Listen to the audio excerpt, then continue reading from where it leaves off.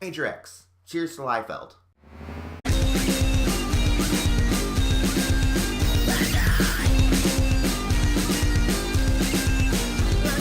So I read Major X by Rob Liefeld, written by Rob Liefeld, illustrated by Rob Liefeld, and I don't think colored by Rob Liefeld. Is it a great first issue? Is it a great book? No. Is it a terrible book? No. It's a pretty straightforward action book that reads the way an action flick watches? Is that right?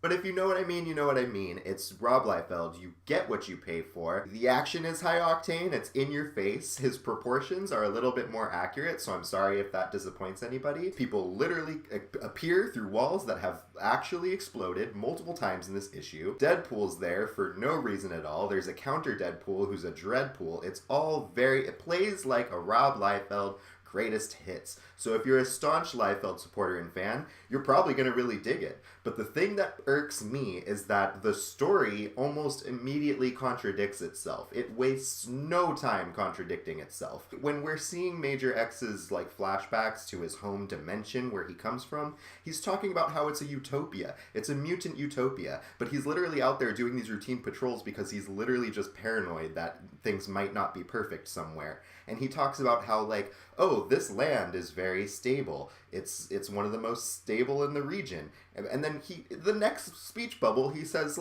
it's disintegrating at a fast rate. These things completely, nothing really adds up, and it's just kind of confusing. You don't know if things are good or if they're bad. They say that the Essential, who's this godlike figure that's hinted at in this issue, that apparently we're going to see in the next issue, it's hinted that this godlike figure who kind of sustains the environment is missing. Nobody knows where he is. And then in the flash forward, after they make a jump to what I think is the past of X-Force, based on the team setup and their outfits, I think he's in a past 616 for the reason being just so that Cable can be there and that Cable's tech is needed, that everything rests on Cable. He jumps into the 616 and then they say that the Essential has been compromised. Is he dead already? Or are they using compromise as a placeholder for he's gone? There's just alternate people, a bunch of alternate people, which I'm incredibly tired of myself. There's an altered beast whose name is McCoy, not McCoy, McCoy, like Mukron.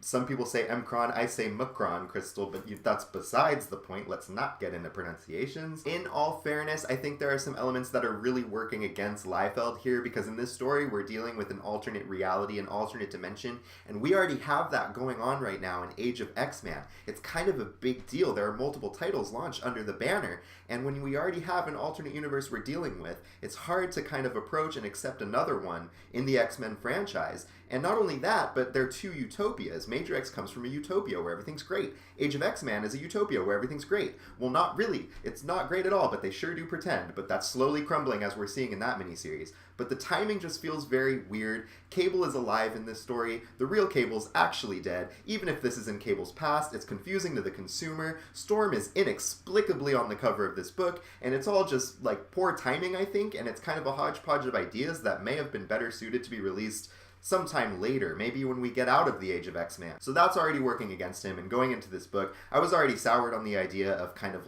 welcoming another utopian alternate dimension when we have a really good one right now that great talent is on and developing. It's a little bit muddy. It's a weird, muddy time to release this book. But basically, yeah, you get kind of an action flick in the form of a little issue, and if you like Rob Liefeld, you'll enjoy it.